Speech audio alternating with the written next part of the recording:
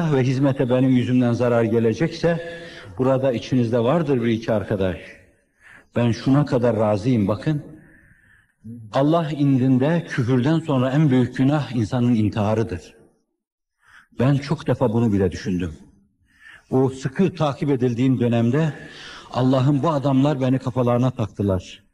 Eğer benimle hizmete zarar gelecekse ve benim kendi kendimi yok etmem bu iş için, benim müesseselerime zarar gelmemesi için bir yolsa ben buna da razıyım. Küfürden sonra en birinci günahtır, en büyük günahtır bu ama ben buna bile katlanmaya razıyım. İşte bunun daha berisinde ne türlü ifnalara razı olacağımı siz tahmin edebilirsiniz. Afrika çöllerinde bir yere gidip namımı, nişanımı kaybettirmeyi o kadar çok düşünmüşümdür ki. Ve içinizde de vardır arkadaşlarım, konuşmuşumdur demişlerdir ki, bir iki öyle düşünen var ise de fakat 10 tane 20 tane de arkadaş vardır ki bir gölge bile olsa. Onlar da mevcudiyetinizin lüzumuna belli bir ölçüde inanmaktadırlar. Ben böyle bir içtihadı hatalı görmekteyim, yanlış bir içtihattır. Ama bu da bir histir, bir düşüncedir, bir mülahazadır. Bunu da sormuşumdur ben. Yani çıkıp bir binanın köşesinden kendimi aşağıya atayım mı? Hizmetin selameti adına buna evet diyebilir misiniz? Ben başımı alıp çekip gideyim, Arabistan'a gideyim, Afrika çöllerine gideyim. Tek hizmete zarar gelmez. Mürekkep balığının yüzdüğü yeri bulandırıp köpek balıklarından korunması için bu bir tabiattir. Yeni bir mevzidir bu. Bu hizmet için her şeye katlanmaya razıyız. Allah'a inayet ve keremiyle. Siz bunları kafanızdan silin, atın.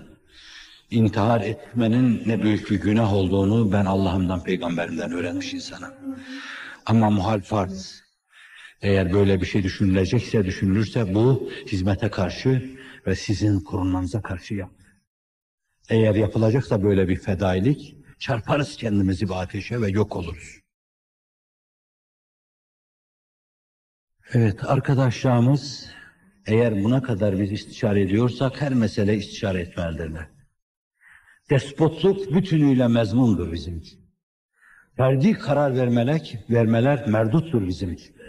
Allah Resulü vahiy ile müeyyet olmasına rağmen ashabıyla her meseleyi görüşüyorsa şayet bizim kendi kendimize karar vermemiz mezmundur, merduttur, matruttur.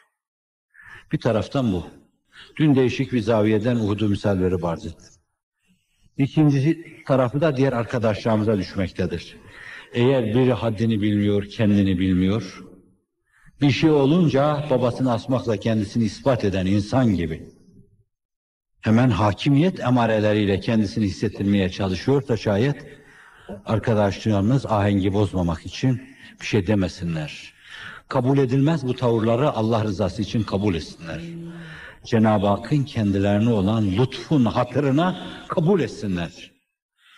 Allah'ın bize olan ihsanları karşısında dün yine bir vesileyle arz ettim. Bakın bu da ayrı tuhaf bir laf. Benim içtihatlarım sayıp bu düşüncelerin üzerine tükürüp benim başıma çalabilirsiniz.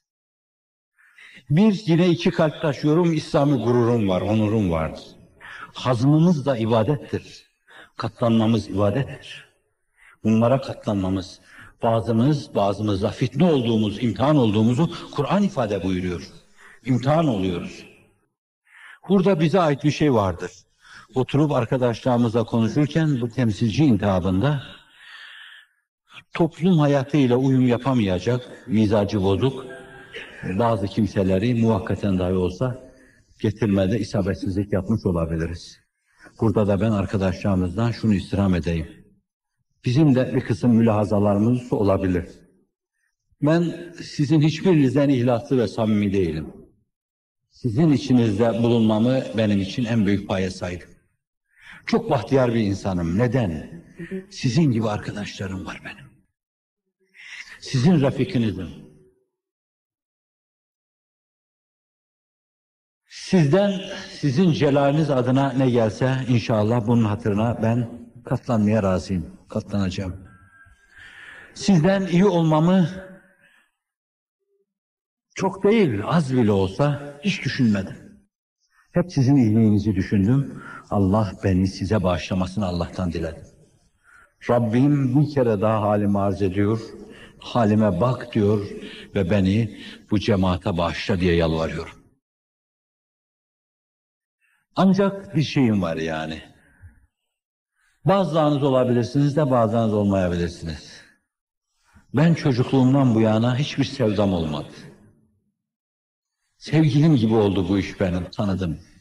Yani sizlerle temsil edilen bu hizmet sevgilim gibi oldu. Onun zülüfleri dağılmasından böyle korktum, çok tir tir titredim. Her yerde iş, kimlerle, ne türlü insanlarla nasıl idare edilir? O mevzuda 6 ay düşünmeden oturup karar vermedim. 6 insanla görüşmeden oturup bir şey yapalım demedim. O benim göz ağrımdı.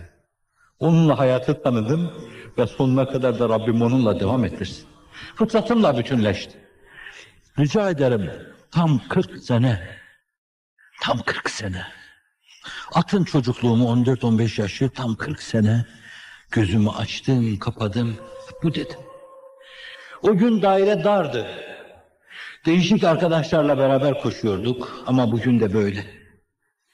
Ben öyle içeriye girdiğimde paçamdan tutan, eteğini çeken çocuğum, torunum yok benim.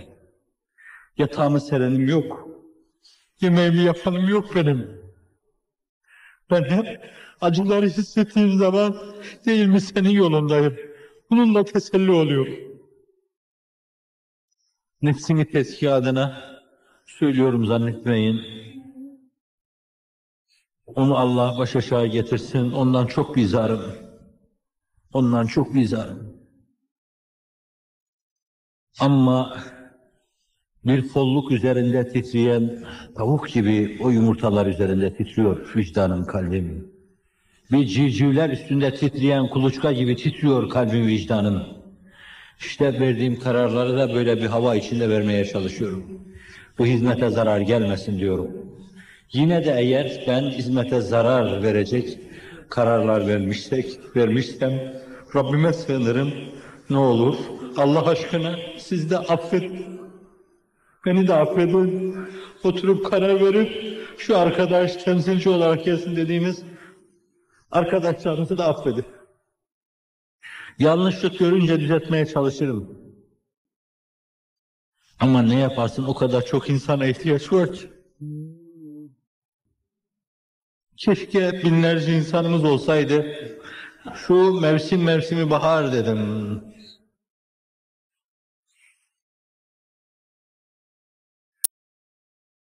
Bu bahar mevsiminde güçlü arkadaşlarımızı dünyanın sağına soluna gönderseydik, her yerde bu işi aynı seviyede başlasaydık, yazı birden idrak edecektik her yerde, yaz birden kızaracak, birden tüllenecek ve sonbaharı da öyle idrak edecektik. 2-3 asırdan beri yapılması gerekli olan işler bir hamlede yapılmış olacaktı. Evet, beni de arkadaşlarımızı da bağışlayın. Bağışlayın ki Allah da sizi bağışlasın. Ebu Bekir Efendimiz, ona efendi derken insan vicdanı adeta şeker şerbet almış gibi bir tatlılık hissediyor Efendimiz. Ayşe validemize, o da ayrı bir efendimiz. İftira edenler arasında akrabalarından Mıstah İbni Üsase de vardı. Ayşe ailesinin nanıyla, nimetiyle perverde olmuş, bu her şeye aklı yetmeyen bu küçük sahabi radıyallahu anh, elfe merratin radıyallahu anh, iftira eden grup içine karışmış, Ayşe validemizin pak damenine bir avuç çamur da o atmıştı. Hazreti Ebu Bekir de bunun geçimini yüklenmiş bir insan. Bakıyor ve görüyor. İş tebeyyün edince yemin etti. Mıstah'ın iaşesini bundan sonra temin etmeyeceğim, yemin olsun. Kur'an'dan ayet nazil oldu. Nur suresinde. وَلَا يَأْتَلِ اُلُوا الْفَضْلِ مِنْكُمْ. Sizden âli cenab, civan mert insanlar, böyle rızkını temin etmeyeceğim diye yemin etmesinler. Yani Ebu Bekir'e yakışmaz ki o. Mıstah'ın yaptığı da Mıstah'a yakışmazdı. Ama o yakışmayan bir şey yaptı. Kendisine yakışmayan bir şey yaptı. Ebu Bekir kendine yakışmayan şeyi yapmasın. Yakınlarına, akrabalarına verdiği şeyleri vermeye devam etsin. İstemez misiniz Allah sizi affetsin? Kur'an'ın fezlekesi bu. İstemez misiniz yani Allah sizi affetsin, öyleyse onları affedin. Hazreti Ebu Bekir isterim Allah'ım, isterim affetmek isterim, affa mazhar olmak için. İstemez misiniz Allah sizi affetsin? Öyleyse gelin affedin. Affedin ki Allah da sizi affetsin. Biz hepimiz bu hizmetin hadimleriyiz. İçimizde Efendimiz sallallahu aleyhi ve sellem yine ben seyyid değilim demiştir, efendi değilim demiştir. Efendi İbrahim'dir. Allah efendidir. Ben efendi değilim demiştir. Öyleyse bizim içimizde efendi yoktur. Bu işin efendisi yoktur. Biz hepimiz hadimleriz. Seyyidül kavmi hadimuhum noktasından bakıyoruz kendimize. Bu işin efendileri, bu işin hizmetkarlarıdır. Bize hizmet etmek düşer. Arkadaşlarımıza bir şeyler anlatmak, onların önünde koşmak devamlı, onların rahatlarını temin etmek, elimizden gelirse fikir üretmek, düşünce üretmek ve onlar rahat etmeden rahat etmemek. Rahat edeceği ana kadar eleste durmak, el pençe divan durmak. Emirlik budur. İmamet budur. İnşallah bunu da açacağız. Sahabenin ulaştığı o kuşağa, sahabi olmaları mahfuz, inşallah ulaşacağız. Şu himmetteki coşkunluk olduğu gibi, arkadaşlarımız cihanın rengini değiştirmeye namzet oldukları gibi inşallah böyle küçük bir mevzuyu da açacak ve dönüm noktasında bulunuyoruz. İnsanlığın makûs kaderini Allah'ın inayet ve keremiyle